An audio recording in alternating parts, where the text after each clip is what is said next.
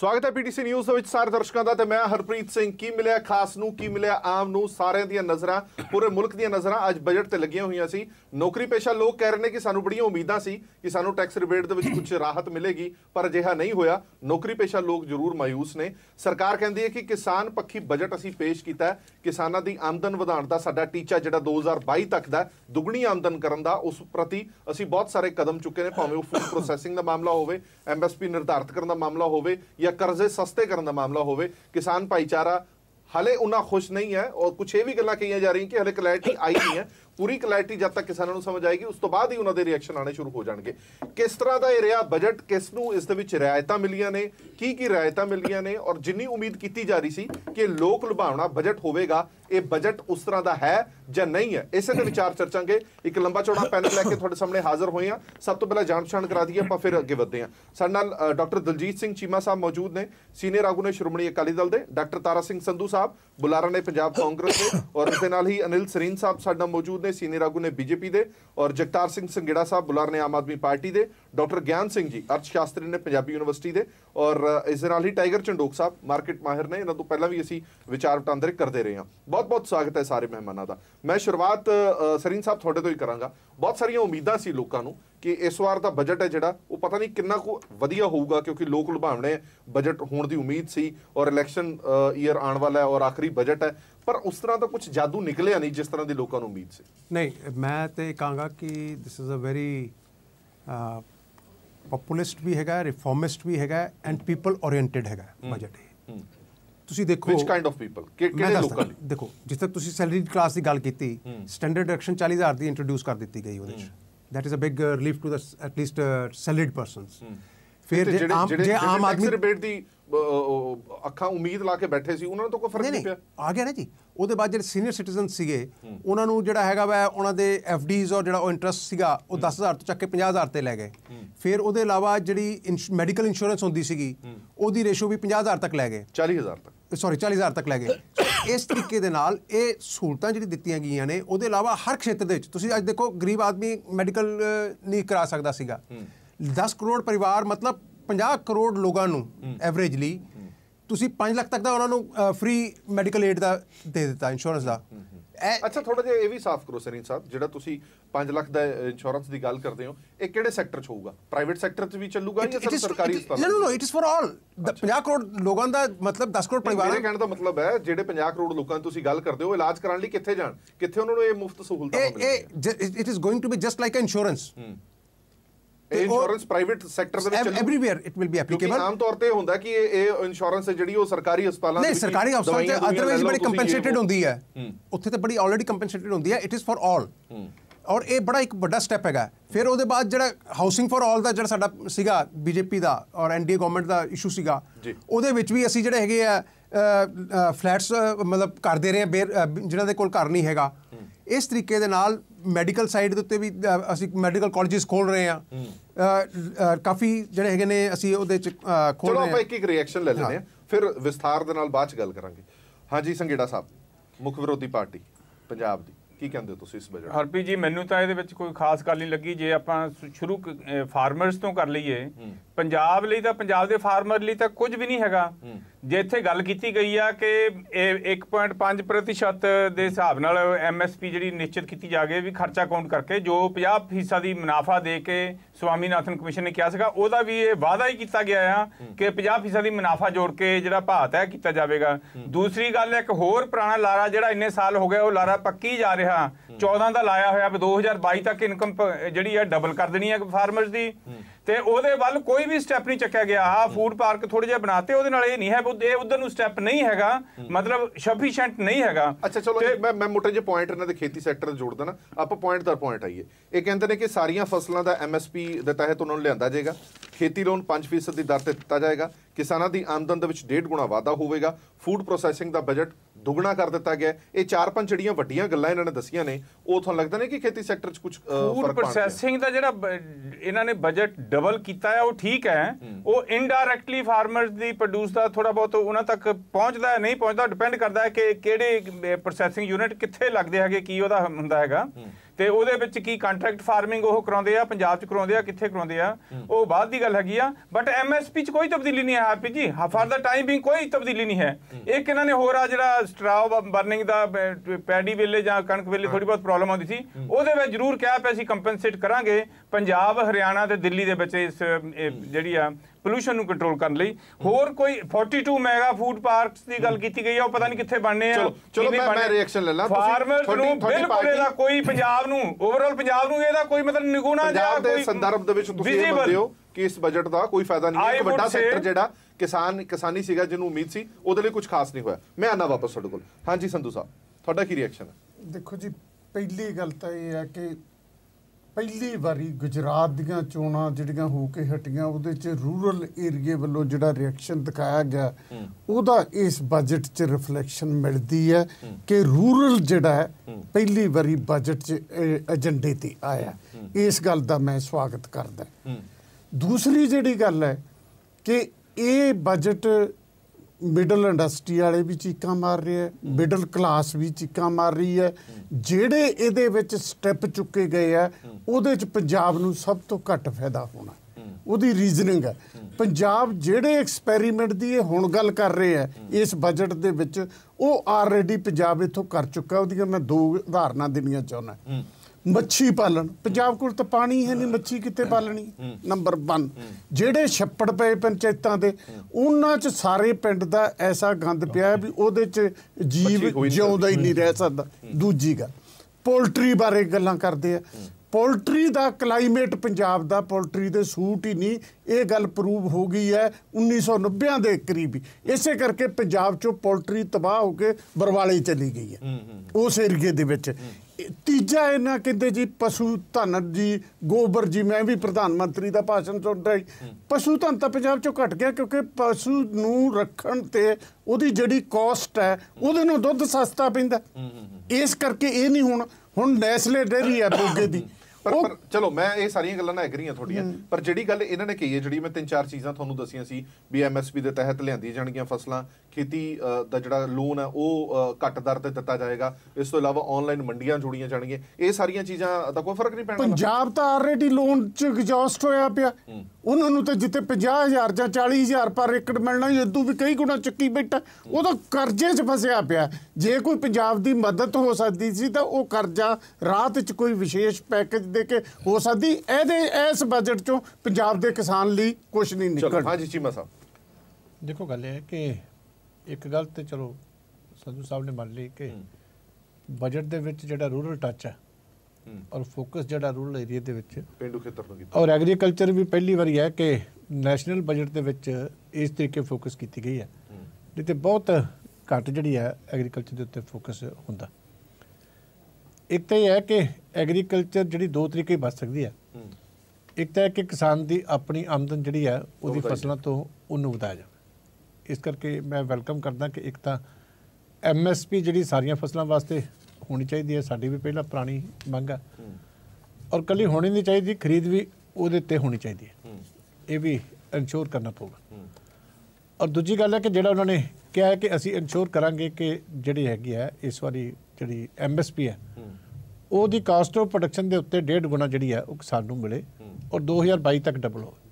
ਚਲੋ 2022 ਹਾਲੇ ਦੂਰ ਹੈ, ਪਰ ਮੈਂ ਸਮਝਦਾ ਕਿ ਜੇ 1.5 ਗੁਣਾ ਵੀ ਮਿਲਦੀ ਹੈ ਤੇ ਇਹ ਇੱਕ ਬਹੁਤ ਸਵਾਗਤ ਵਾਲਾ ਕਦਮ ਹੈ, ਕਿਉਂਕਿ ਜਿੰਨੀ ਦੇਰ ਤੱਕ ਬੇਸਿਕ ਆਮਦਨ ਕਿਸਾਨ ਦੀ ਨਹੀਂ ਵੱਧਦੀ ਉਨੀ ਦੇਰ ਤੱਕ ਕਿਸਾਨੀ ਜਿਹੜੀ ਆ ਉਹ ਅੱਗੇ ਨਹੀਂ ਰਹਿ ਸਕਦੀ। ਔਰ 2-3 ਉਹਦੇ ਤਰੀਕੇ ਹੈਗੇ ਆ। ਇੱਕ ਤਾਂ MSP ਦੀ ਡਿਮਾਂਡ ਸੀ, ਦੂਜਾ ਵੈਲਿਊ ਐਡੀਸ਼ਨ ਦੀ। ਵੈਲਿਊ ਐਡੀਸ਼ਨ ਵਾਸਤੇ ਜਿਹੜੀ ਹੈਗੀ ਆ, ਇੱਕ ਤਾਂ ਫੂਡ ਪ੍ਰੋਸੈਸਿੰਗ ਇੰਡਸਟਰੀ ਦੀ ਸਾਡੀ ਆਪਣੀ ਸ਼ੁਰੂ ਤੋਂ ਡਿਮਾਂਡ ਰਹੀ ਹੈ ਕਿ ਉਹਦੇ 'ਚ 750 ਬਜਟ ਵਧਿਆ ਉਹ ਪੂਰੇ ਮੁਲਕ ਲਈ ਵਧਿਆ ਨਾ, ਖਾਲੀ ਪੰਜਾਬ ਲਈ ਥੋੜੀ ਵਧਿਆ। ਚਲੋ ਮੈਂ ਕਹਿੰਦਾ ਪਹਿਲਾਂ ਹੁੰਦਾ ਹੀ ਨਹੀਂ ਸੀ, ਇਹ ਵੀ ਫੂਡ ਪ੍ਰੋਸੈਸਿੰਗ ਮਿਨਿਸਟਰੀ ਆ ਕੇ ਇਹਨਾਂ ਨੇ ਬਣਾਈ। ਇਸ ਗੱਲ ਦਾ ਫਾਇਦਾ ਹੋਏਗਾ ਕਿ ਫੂਡ ਪ੍ਰੋਸੈਸਿੰਗ ਮਿਨਿਸਟਰੀ ਪੰਜਾਬ ਦੀ ਹੈ, 750 ਕਰੋੜ ਇਹਦਾ ਫਾਇਦਾ ਹੋਏਗਾ ਚੀਮਾ ਸਾਹਿਬ? ਨਹੀਂ, ਡੈਫੀਨਿਟਲੀ ਸਾਨੂੰ ਤਾਂ ਆਸ ਇਸ ਕਰਕੇ ਵੱਧਦਾ ਕਿ ਸਾਡੀ ਮਿਨਿਸਟਰ ਆਪਣੀ ਹੈ। ਚਲੋ ਸਾਡਾ ਬਜਟ 750 ਕਰੋੜ ਸੀ, 1400 ਕਰੋੜ ਤੇ ਆਇਆ ਦੁਗਣਾ, ਤੇ ਮਿਨਿਸਟਰ ਸਾਡੀ ਆਪਣੀ ਹੈ। ਇਸ ਕਰਕੇ ਐਵੇਂ ਜੇ ਹੁਣ ਨੈਗੇਟਿਵ ਸੋਚੀ ਜਾਈਏ ਤਾਂ ਗੱਲ ਵੱਖਰੀ ਹੈ। ਜਿੰਨਾ ਇੰਟਰਸਟ ਬੀਬਾ ਹਰਸਿਮਰਤ ਕੌਰ ਬਾਦਲ ਨੇ ਪਿਛਲੇ ਸਮੇਂ 'ਚ ਪਿੰਡ ਜਾ ਕੇ ਆਪ ਲਿਆ, ਸ਼ਹਿਰ ਜਾ ਕੇ ਮੀਟਿੰਗਾਂ ਕਰਕੇ ਲੋਕਾਂ ਨੂੰ ਮੋਟੀਵੇਟ ਕਰਕੇ, ਜੇ ਬਜਟ ਉਹਨਾਂ ਦੇ ਹੱਥ 'ਚ ਆਇਆ ਤੇ ਹੱਥ ਉਹਨਾਂ ਦੇ ਮਜ਼ਬੂਤ ਡੈਫੀਨਿਟਲੀ ਇਹਦੇ ਤੇ ਹੋਇਆ। ਔਰ ਇੱਕ 42 ਜਿਹੜੇ ਫੂਡ ਪਾਰਕਸ ਹੈ ਮੈਂ ਇਹਨਾਂ ਦੋਨੋਂ ਤਿੰਨ ਚੀਜ਼ਾਂ ਨੂੰ ਇਕੱਠੀਆਂ ਇੱਕ ਮਿੰਟ ਮੈਂ ਕਰਨਾ ਚਾਹੁੰਦਾ ਕਿ ਨੈਚੁਰਲੀ ਹੈ ਕਿ ਇਹਦੇ ਵਿੱਚ ਵੀ ਪੰਜਾਬ ਨੂੰ ਸ਼ੇਅਰ ਜਿਹੜਾ ਹੈਗਾ ਸਾਡੀ ਆਪਣੇ ਮਿਨਿਸਟਰ ਹੋਣ ਕਰਕੇ ਵੀ ਸਾਨੂੰ ਐਡਵਾਂਟੇਜ ਹੈ ਕਿ ਹੋਊਗਾ। ਔਰ ਦੂਜੀ ਜਿਹੜੀ ਗੱਲ ਹੈ ਕਿ ਸਹਾਇਕ ਧੰਦਿਆਂ ਦੀ ਜਿਹੜੀ ਰეკਮੈਂਡੇਸ਼ਨ ਹੈ ਸਾਡੀ ਯੂਨੀਵਰਸਿਟੀਆਂ ਦੀ ਵੀ ਰਹੀ ਹੈ ਕਿ ਉਹਨਾਂ ਨੂੰ ਪ੍ਰਮੋਟ ਕਰੋ।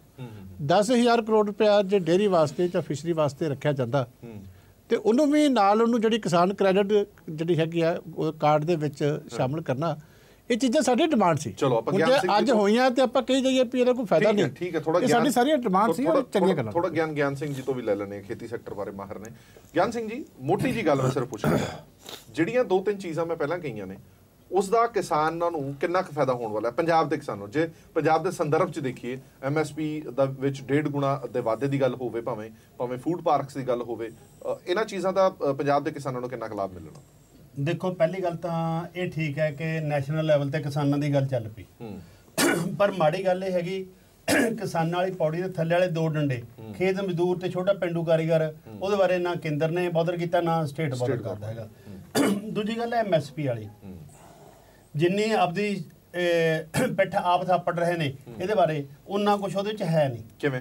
ਮੈਂ ਦੱਸਦਾ, ਜਿਹੜਾ ਕਾਸਟ ਆਫ ਪ੍ਰੋਡਕਸ਼ਨ ਨੂੰ ਬੇਸ ਬਣਾਇਆ ਜਾਂਦਾ ਹੈ ਉਹ 'ਚ ਫਾਰਮਰ ਦੀ ਲੇਬਰ 300-400 ਘੰਟੇ ਦੀ ਪਾਈ ਜਾਂਦੀ ਹੈ। ਫਾਰਮਰ 365 ਦਿਨ ਔਨ ਕਾਲ ਹੁੰਦਾ ਹੈਗਾ ਤੇ ਉਹਦੇ ਫੈਮਿਲੀ ਮੈਂਬਰਾਂ ਦਾ ਵੇਸ, ਉਹਦੇ ਘਰ ਵਾਲੇ ਦੀ ਲੇਬਰ ਨਹੀਂ ਗਿਣੀ ਜਾਂਦੀ, ਉਹਦਾ ਰੈਂਟ ਬੰਦ-ਹਾਰਡ ਪਾਇਆ ਜਾਂਦਾ ਹੈਗਾ ਤੇ ਡੈਪਰੀਸੀਏਸ਼ਨ ਨਾਲ ਦੀ ਪਾਈ ਜਾਂਦੀ ਹੈ। ਫਿਰ moreover Punjab high cost of production area, ਜਿਹਨੇ 60 ਜਦੋਂ ਅਸੀਂ ਫੂਡ ਗ੍ਰੇਨ USOPL ਪੋਲਿਟੀ ਥੱਲੇ ਮੰਗਾ ਰਹੇ ਸੀ, ਬੇਲ ਆਊਟ ਕੀਤਾ ਤੇ ਲਗਾਤਾਰ ਘਾਟਾ ਪਾ ਕੇ ਦੇ ਰਿਹਾ ਹੈਗਾ ਤੇ ਇਹਦੀ ਕਾਸਟ ਆਫ ਪ੍ਰੋਡਕਸ਼ਨ ਤਾਂ ਸਾਰੇ ਦੇਸ਼ ਚੋਂ ਵੱਧ ਹੈ। ਜਿਹਦੇ ਨਾਲ ਆਪਾਂ ਰਾਜਸਥਾਨ ਦੀ, ਮੱਧ ਪ੍ਰਦੇਸ਼ ਦੀ, ਉੜੀਸਾ ਦੀ ਮਿਲਾ ਕੇ ਐਵਰੇਜ ਲਵਾਂਗੇ, ਫਿਰ ਉਹ 1.5 ਗੁਣਾ ਕਿਸ ਤਰ੍ਹਾਂ ਬਣੂਗੀ? ਉਹ ਨਹੀਂ ਬਣਨੀ ਹੈਗੀ। ਤੇ ਇਹਦੇ ਵਿੱਚ ਬਹੁਤ ਸਾਰੀਆਂ ਲਿਮਿਟੇਸ਼ਨਸ ਨੇ ਜਿਹੜੇ ਕਾਸਟ ਆਫ ਪ੍ਰੋਡਕਸ਼ਨ 'ਚ। ਜਿਹੜਾ ਸਾਡਾ ਸਰਕਾਰੀ ਦਰਬਾਰੀ ਤੇ ਜਗਾੜੀ ਲੈਣਾ ਹੈ ਉਹ ਤਾਂ 25% ਪ੍ਰੋਫਿਟ ਕਰ ਦਿੰਦੇ ਆ, 50% ਪ੍ਰੋਫਿਟ ਕਰ ਦਿੰਦੇ ਆ, ਪਰ ਇਹ ਪ੍ਰੋਫਿਟ ਹੈ ਨਹੀਂ। ਇਸ ਲਈ ਜਿਹੜੀ ਇਹ MSP ਹੈ, MSP ਨਹੀਂ, ਇਹ ਰੈਮੂਨੇਟਿਵ ਪ੍ਰਾਈਸ ਚਾਹੀਦੀਆਂ ਨੇ। ਰੈਮੂਨੇਟਿਵ ਪ੍ਰਾਈਸ ਤਾਂ ਆ ਜਾਣਗੇ ਜੇ ਕਾਸਟ ਆਫ ਪ੍ਰੋਡਕਸ਼ਨ ਨੂੰ ਠੀਕ ਗਿਣਾਂਗੇ। ਮੋਰ ਓਵਰ ਪੰਜਾਬ ਦੇ ਸੰਬੰਧ ਦੇ ਵਿੱਚ ਜਿਹੜੀਆਂ ਫਸਲਾਂ ਇੱਥੇ ਠੀਕ ਹੋ ਸਕਦੀਆਂ ਨੇ ਉਹਦੀ MSP ਉਹਨਾਂ ਲਈ ਹੋਵੇ, ਉਹਦੀ ਪ੍ਰੋਕਿਉਰਮੈਂਟ ਹੋਵੇ, ਇਹ ਨਹੀਂ ਕਿ ਆਲ ਇੰਡੀਆ ਲੈਵਲ ਤੇ ਹੋਵੇ। ਚਲੋ ਮੈਂ ਸਮਝ ਗਿਆ, ਮੈਂ ਵਾਪਸ ਆਣਾ, ਇੱਕ ਜਾਂਦੇ ਮੈਂ ਰਿਐਕਸ਼ਨ ਲੈ ਲਵਾਂ, ਇੱਕ ਛੋਟਾ ਜਿਹਾ ਬ੍ਰੇਕ ਲੈਣਾ। ਚੜੋਕ ਸਾਹਿਬ, ਇਸ ਓਵਰਆਲ ਬਜਟ ਨੂੰ ਤੁਸੀਂ ਕਿਸ ਤਰ੍ਹਾਂ ਵੇਖਦੇ ਹੋ? ਅਸੀਂ ਪਰਸੋਂ ਡਿਬੇਟ ਕੀਤੀ ਸੀ ਜਿਸ ਦੇ ਵਿੱਚ ਤੁਸੀਂ ਵੀ ਸ਼ਾਮਲ ਸੀ। ਤੁਸੀਂ ਕਿਹਾ ਸੀ ਕਿ ਮੈਨੂੰ ਬੜੀ ਉਮੀਦ ਹੈ ਕਿ ਇਸ ਵਾਰ ਦਾ ਬਜਟ ਵੱਖਰਾ ਹੀ ਹੋਵੇਗਾ। तो सर मेरे हिसाब नाल ये बजट 'ਚ कुछ भी खास नहीं किया गया। It is just run of the mill budget जिन्हों कहने हैं।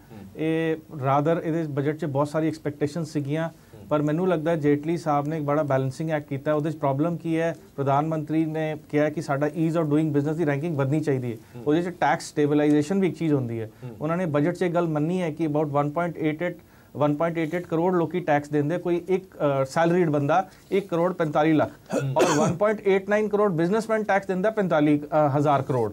सो उन्होंने डिस्पैरिटी मन्नी कि एवरेज टैक्स उन्होंने 25,000 रुपए का पैंदा ते सैलरी नूं 75,000 का, तो उन्होंने कहा असीं स्टैंडर्ड डिडक्शन 40,000 की लियावांगे। पर किन्ने साल दी उन्होंने हाउसिंग दे विच चेंज नहीं किया, 2 लाख हो गए। ਜਿਹੜਾ 2014 ਦਾ ਬਜਟ ਉਹਦੇ ਚ ਉਹਨਾਂ ਨੇ ਇੱਕ ਹਾਮੀ ਭਰੀ ਸੀ ਅਸੀਂ 4 ਸਾਲ ਦੇ ਵਿੱਚ ਕਾਰਪੋਰੇਟ ਟੈਕਸ 30% ਤੋਂ 25% ਲਿਆਉਣਗੇ। ਹੁਣ ਉਹ ਕਹਿੰਦੇ ਨੇ 50 ਕਰੋੜ ਤੋਂ 250 ਕਰੋੜ ਦਾ ਅਸੀਂ ਚੇਂਜ ਕਰ ਦਿੱਤਾ। ਫੈਕਟ ਆਫ ਦਾ ਮੈਟਰ ਹੈ ਜੇ ਅੱਜ ਦੀ ਡੇਟ 'ਚ MSME 50 ਕਰੋੜ ਦੇ ਵਿੱਚ 100 ਹੈਗੀਆਂ, ਮੇਰੇ ਕੋਲ ਐਗਜ਼ੈਕਟ ਅੰਕੜਾ ਨਹੀਂ, ਪਰਸੈਂਟੇਜ ਦੱਸ ਰਿਹਾ, ਇਹ 10% 12% ਤੋਂ ਜ਼ਿਆਦਾ 50 ਤੇ 250 ਕਰੋੜ 'ਚ ਫਰਕ ਨਹੀਂ ਹੋਏਗਾ। ਇਹ ਆਈ ਵਾਸ਼ ਹੈ। ਇਹਨਾਂ ਨੂੰ ਕਹਿਣਾ ਚਾਹੀਦਾ ਸੀ ਸਾਰੇ ਕਾਰਪੋਰੇਟ ਸੀ 27 ਕਰ ਰਹੇ ਆ, ਨੈਕਸਟ ਈਅਰ 25 ਕਰਾਂਗੇ। ਸੋ ਮੇਰੇ ਖਿਆਲ ਨਾਲ ਇਹਦੇ 'ਚ, ਪਰ ਇਹਦੇ 'ਚ ਅੱਛੀ ਚੀਜ਼ ਜਿਹੜੀ ਹੋਈ, ਜਿਹੜੇ ਸਾਰੇ ਪੈਨਲਿਸਟ ਮੰਨ ਰਹੇ ਆ कि एग्रीकल्चर के उत्ते बहुत सारा फोकस दिता गया है। रेलवे के उत्ते गल ये बहुत अच्छी हुई है, उन्होंने रेलवे मिनिस्टर पीयूष गोयल ने डावोस दे विच हुण कहा है असी बजट के उत्ते डिपेंडेंसी खत्म कर रहे हैं। उन्होंने 1,48,000 करोड़ इहदे विच एलोकेशन की है और प्रधानमंत्री ने सीधा कहता है तुहानूं अपने रिसोर्सेस खुद करने पैणगे। और नैशनल हाईवे अथॉरिटी जिहड़ा गडकरी जी दे अंदर है उन्होंने भी ऐलान करता है कि असी पर डे मतलब 9,000 किलोमीटर की रोड बनावांगे और इंटरनल रिसोर्सेस नाल करांगे। सो ये 2-3 चीज़ां अच्छियां हुई हैं। ਜਿਹੜਾ ਸਟਾਕ ਮਾਰਕੀਟ ਦੇ ਪੁਆਇੰਟ ਆਫ ਵਿਊ ਨਾਲ ਹੋਇਆ ਉਹਦੇ 2 ਚੀਜ਼ਾਂ ਸੀਗੀਆਂ। ਲੋਕਾਂ ਨੂੰ ਡਰ ਸੀ ਕਿ ਉਹ ਜਿਹੜਾ ਲੌਂਗ ਟਰਮ ਕੈਪੀਟਲ ਟੈਕਸ ਜਿਹੜਾ 365 ਦਿਨ ਦਾ ਹੁੰਦਾ ਹੈ ਉਹਨੂੰ 2 ਜਾਂ 3 ਸਾਲ ਦੇ ਕਰ ਦੇਣਗੇ। ਉਹ ਨਹੀਂ ਕੀਤਾ ਗਿਆ, ਪਰ ਉਹਦਾ ਇੱਕ ਮੋਡੀਫਾਈਡ ਵਰਜ਼ਨ ਲਿਆਏ ਨੇ। ਉਹ ਕਹਿੰਦੇ ਨੇ 1 ਸਾਲ ਤੋਂ ਉੱਤੇ ਜਿਹਦਾ ਕੋਈ ਲੌਂਗ ਟਰਮ ਗੇਨ ਹੋਏਗਾ, ਸਰਕਾਰ ਕਹਿੰਦੀ ਸਾਨੂੰ 3 ਲੱਖ ਕਰੋੜ ਤੋਂ ਜ਼ਿਆਦਾ ਘਾਟਾ ਹੋਇਆ। ਪਰ ਇਹ ਅੰਡਰਸਟੈਂਡਿੰਗ ਮੈਨੂੰ ਬਹੁਤ ਗਲਤ ਲੱਗਦੀ ਹੈ। ਜਦ ਤੁਸੀਂ ਇੱਕ ਰਿਸਕੀ ਐਲੀਮੈਂਟ 'ਚ ਪੈਸਾ ਪਾ ਰਹੇ ਹੋ, ਉਹਦੇ ਵਿੱਚ ਕੋਈ ਇਨਵੈਸਟਰ ਹੋਏ, ਮਿਊਚੁਅਲ ਫੰਡ ਹੋਏ, ਸਟਾਕ ਮਾਰਕੀਟ, ਉਹ ਰਿਸਕ ਲੈ ਰਿਹਾ, ਉਹਨੂੰ ਰਿਵਾਰਡ ਦੇਣਾ ਚਾਹੀਦਾ। ਚਲੋ ਆਪਾਂ ਨੂੰ ਇੱਕ ਬ੍ਰੇਕ ਲੈਣੀ ਪਏਗੀ ਚੰਡੋਕ ਸਾਹਿਬ, ਇੱਕ ਛੋਟੀ ਜਿਹੀ ਬ੍ਰੇਕ ਲੈ ਰਹੇ ਹਾਂ। ਬ੍ਰੇਕ ਤੋਂ ਬਾਅਦ ਜਲਦ ਹਾਜ਼ਰ ਹੋਣੇ, ਬਹੁਤ ਸਾਰੇ ਮੁੱਦੇ ਹਾਲੇ ਹੋਰ ਵੀ ਬਾਕੀ ਨੇ।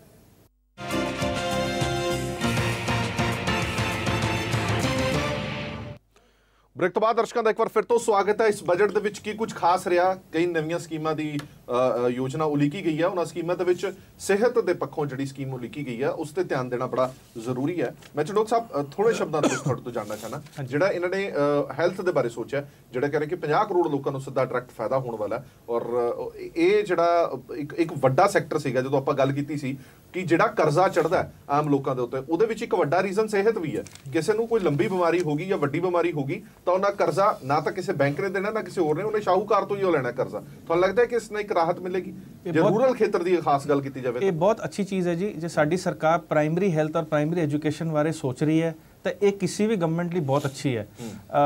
ਜਿਹੜੀ ਹੈਲਥ ਹੈ ਉਹਦੇ 2% ਤੋਂ ਘੱਟ GDP ਇਨਵੈਸਟ ਹੁੰਦੀ ਹੈ, ਜਿਹੜਾ ਕਿ ਸਾਡੇ ਡਿਵੈਲਪਿੰਗ ਲਾਈਕ ਕੰਟਰੀ ਲਈ ਤਾਂ ਬਹੁਤ ਮਾੜੀ। ਡਿਵੈਲਪ ਕੰਟਰੀਜ਼ ਵੀ 3 ਤੋਂ 5% ਦੇ ਵਿਚਕਾਰ ਹੈ, ਸਾਡੀ ਇਹਦੇ 3% ਤਾਂ ਮਿਨੀਮਮ ਹੋਣੀ ਚਾਹੀਦੀ ਹੈ। ਤੇ ਇਹ ਰਾਈਟ ਡਾਇਰੈਕਸ਼ਨ 'ਚ ਸਟੈਪ ਹੈਗਾ। ਤੇ ਇਹ ਨਾਟ ਓਨਲੀ ਫਾਰਮਰ ਨੂੰ, ਜਿਹੜਾ ਵੀ ਡਾਊਨ ਟ੍ਰੋਡਨ ਹੋਏਗਾ ਉਹਨੂੰ ਅੱਛੀ ਹੈਲਪ ਕਰੇਗਾ। ਇਹ ਅੱਛੀ ਚੀਜ਼ ਕੀਤੀ ਸਰਕਾਰ ਨੇ ਕਿ ਇਹਦੇ ਉੱਤੇ ਤਵੱਜੂ ਦਿੱਤੀ ਹੈ। ਬਾਕੀ ਜਿਹੜਾ ਉਹਨਾਂ ਨੇ ਇਹ ਵੀ ਕਿਹਾ ਕਿ ਅਸੀਂ ਪ੍ਰੀਮੀਅਮ ਜਿਹੜਾ 80D ਦੇ ਅੰਦਰ ਹੁੰਦਾ ਉਹਨੂੰ ਵਧਾਵਾਂਗੇ, ਇਹ ਵੀ ਬਹੁਤ ਅੱਛੀ ਚੀਜ਼ ਕੀਤੀ ਗਈ ਹੈ। ਨਾਲੇ ਇੰਸ਼ੋਰੈਂਸ ਦਾ ਇੱਕ ਜਿਹੜਾ ਸਪਲੀਮੈਂਟਰੀ ਪੁਆਇੰਟ ਹੈ, ਲਾਈਕ ਉਹਨਾਂ ਨੇ ਲਾਸਟ ਈਅਰ ਦਾ ਬਜਟ 'ਚ ਅਨਾਉਂਸ ਕੀਤਾ ਸਾਰੀ ਆਇਲ ਕੰਪਨੀਆਂ ਸਰਕਾਰੀਆਂ ਨੂੰ ਮਰਜ ਕਰਾਂਗੇ ਗ੍ਰੈਜੂਅਲੀ। HPCL ਹੁਣ ONGC ਨਾਲ ਹੋ ਵੀ ਗਈ ਹੈ। ਇੱਕ ਹੋਰ ਐਲਾਨ ਕੀਤਾ ਕਿ ਜਿਹੜੀਆਂ 4 ਸਰਕਾਰ ਦੀ ਜਨਰਲ ਇੰਸ਼ੋਰੈਂਸ ਕੰਪਨੀਆਂ ਹੈ ਇਹਨਾਂ ਨੂੰ ਅਸੀਂ ਮਰਜ ਕਰ ਦਾਂਗੇ। ਸੋ ਮੇਰੇ ਖਿਆਲ ਕ੍ਰੌਪ ਇੰਸ਼ੋਰੈਂਸ ਔਰ ਬਾਕੀ ਜਿਹੜੇ ਮੈਡੀਕਲ ਦਾ ਐਲਾਨ ਕੀਤਾ ਗਿਆ ਹੈ, ਇਹ ਮੇਰੇ ਖਿਆਲ ਇਹ ਬਹੁਤ ਅੱਛੀ ਚੀਜ਼ ਹੈ ਜੀ। ਹਾਂਜੀ ਸੰਘੇੜਾ ਸਾਹਿਬ, ਕਿਉਂਕਿ ਸਿਹਤ ਪੱਖੋਂ ਅਸੀਂ ਸਾਰੇ ਵਾਰ-ਵਾਰ ਸਵਾਲ ਇਹੀ ਚੁੱਕਦੇ ਸੀਗੇ ਕਿ ਸਿਹਤ ਤੇ ਸਿੱਖਿਆ ਇਹ ਦੋਵੇਂ ਚੀਜ਼ਾਂ ਸਾਡੇ ਮੁਲਕ ਦੇ ਵਿੱਚ ਬੜੀਆਂ ਜ਼ਰੂਰੀ ਨੇ। ਹਰਪ੍ਰੀਤ ਜੀ, ਪ੍ਰਾਇਮਰੀ ਸਿੱਖਿਆ ਜਾਂ ਸੈਕੰਡਰੀ ਸਿੱਖਿਆ, ਮੁੱਢਲੀ ਸਿੱਖਿਆ, ਸਿਹਤ ਸਹੂਲਤਾਂ, ਇਹਦੇ ਬਾਰੇ ਜਿਸ ਡਾਇਰੈਕਸ਼ਨ 'ਚ ਕਾਰਵਾਈ ਹੋਣੀ ਚਾਹੀਦੀ ਹੈ ਉਸ ਡਾਇਰੈਕਸ਼ਨ 'ਚ ਕਾਰਵਾਈ ਨਹੀਂ ਹੋਈ। ਰੂਰਲ ਡਿਸਪੈਂਸਰੀਜ਼ ਤੋਂ ਲੈ ਕੇ ਜਿਹੜਾ ਸਰਕਾਰੀ ਸਿਰਫ ਆਲੋਚਨਾ ਲਈ ਆਲੋਚਨਾ ਨਹੀਂ, ਮੈਂ ਆਲੋਚਨਾ ਨਹੀਂ ਕਰ ਰਿਹਾ ਹਰਪ੍ਰੀਤ ਜੀ। ਕਾਰਪੋਰੇਟ ਸੈਕਟਰ ਨੂੰ ਅੱਛਾ ਇੱਕ ਗੱਲ ਦੱਸੋ, ਮੈਂ ਜਿਹੜਾ ਸਵਾਲ ਪੁੱਛ ਰਿਹਾ ਤੁਸੀਂ ਉਸਦਾ ਜਵਾਬ ਦਿਓ ਨਾ। ਕਾਰਪੋਰੇਟ ਸੈਕਟਰ ਤੇ ਵੀ ਆਪਾਂ ਆਵਾਂਗੇ। ਜਿਹੜੀ ਇਹਨਾਂ ਨੇ ਸਿਹਤ ਸਕੀਮ ਜਾਰੀ ਕੀਤੀ ਹੈ, ਜਿਹੜੀ 5 ਲੱਖ ਤੱਕ ਦਾ ਇਹ ਕਹਿੰਦੇ ਨੇ ਕਿ ਅਸੀਂ ਇਲਾਜ ਕਰਾਵਾਂਗੇ ਹਰ ਗਰੀਬ ਗੁਰਬੇ ਦਾ, ਉਸ ਤੇ ਤੁਹਾਨੂੰ ਆਬਜੈਕਸ਼ਨ ਕੀ ਹੈ? ਦੇਖੋ, ਬਜਟ ਐਲੋਕੇਸ਼ਨ ਰੱਖੀ ਹੈ, ਇਲਾਜ ਕਰਾਉਣ ਦੀ ਗੱਲ ਜਿਹੜੀ ਆ ਉਹ ਠੀਕ ਹੈ। ਇੰਪਲੀਮੈਂਟੇਸ਼ਨ ਤੇ ਸਵਾਲ ਹੈ ਤੁਹਾਡਾ? ਹਾਂ, ਮੇਰਾ ਇੰਪਲੀਮੈਂਟੇਸ਼ਨ ਤੇ ਸਵਾਲ ਹੈ ਵੀ ਇਹਦਾ ਜ਼ਿਆਦਾ ਪੈਸਾ ਜਿਹੜਾ ਆ ਕਾਰਪੋਰੇਟ ਜਿਹੜੀਆਂ MNCs ਹੈਗੀਆਂ ਆ, ਪ੍ਰਾਈਵੇਟ ਸੈਕਟਰ ਹੈਗਾ, ਉਹਨਾਂ ਦੀਆਂ ਜੇਬਾਂ ਵਿੱਚ ਜਾਣਾ ਆ। ਇਸ ਬਜਟ ਵਿੱਚ ਮਿਡਲ ਸੈਕਟਰ ਲਈ, ਮੀਡੀਅਮ ਕਲਾਸ ਲਈ, ਮਿਡਲ ਕਲਾਸ ਲਈ ਕੁਝ ਵੀ ਨਹੀਂ ਹੈਗਾ। ਮੇਰਾ ਕਾਰਡ ਬਣ ਗਿਆ, ਮੇਰਾ ਹੈਲਥ ਇੰਸ਼ੋਰੈਂਸ ਦਾ ਕਾਰਡ ਬਣ ਗਿਆ, ਮੈਂ ਬਿਮਾਰ ਹੋ ਗਿਆ, ਮੇਰਾ ਇਲਾਜ ਉਹ 5 ਲੱਖ ਰੁਪਏ 'ਚ ਹੋ ਗਿਆ, ਉਹਦਾ ਪੈਸਾ MNC ਜਾਂ ਕਿਸੇ ਕੋਲ ਜਾਵੇ, ਮੈਨੂੰ ਉਹਦਾ ਕੀ ਫਰਕ ਪੈਂਦਾ? ਮੇਰਾ ਤਾਂ ਇਲਾਜ ਹੋ ਗਿਆ ਨਾ। ਦੇਖੋ, ਜਿਹੜਾ ਬੰਦਾ ਪ੍ਰਾਈਵੇਟ ਹਸਪਤਾਲ ਦੇ ਬਾਹਰ ਜਾਣ ਤੋਂ ਵੀ ਡਰਦਾ ਹੈ, ਜੇਕਰ ਉਹਦੇ ਕੋਲ 5 ਲੱਖ ਰੁਪਏ ਦੀ ਇੰਸ਼ੋਰੈਂਸ ਦਾ ਕਾਰਡ ਹੈਗਾ ਤੇ ਉਹ ਅੰਦਰ ਜਾ ਕੇ ਆਪਣਾ ਇਲਾਜ ਕਰਾਉਂਦਾ, ਤਾਂ ਇਸ ਤੋਂ ਵੱਡੀ ਗੱਲ ਕੀ ਹੋ ਸਕਦੀ? ਨਹੀਂ, ਮੈਂ ਤੁਹਾਨੂੰ ਇਹ ਪਹਿਲਾਂ ਹੀ ਕਹਿਤਾ ਹੈ ਵੀ ਜਿਹੜੀ ਹੈਲਥ ਇੰਸ਼ੋਰੈਂਸ 5 ਲੱਖ ਤੱਕ ਦੀ ਦੇਣੀ ਆ, ਉਹਦਾ ਇੱਕ ਸੈਕਸ਼ਨ ਵਿੱਚ ਫਾਇਦਾ ਜਾਵੇਗਾ। ਮੈਂ ਉਹ ਨਹੀਂ ਤੁਹਾਨੂੰ ਗੱਲ ਕੀਤੀ ਹੈਗੀ, ਮੈਂ ਤੁਹਾਨੂੰ ਗੱਲ ਓਵਰਆਲ ਕਰ ਰਿਹਾ ਵੀ ਜੋ ਵੀ ਇਹ ਸਹੂਲਤਾਂ ਹੈ, ਇਹ ਸਾਰੀਆਂ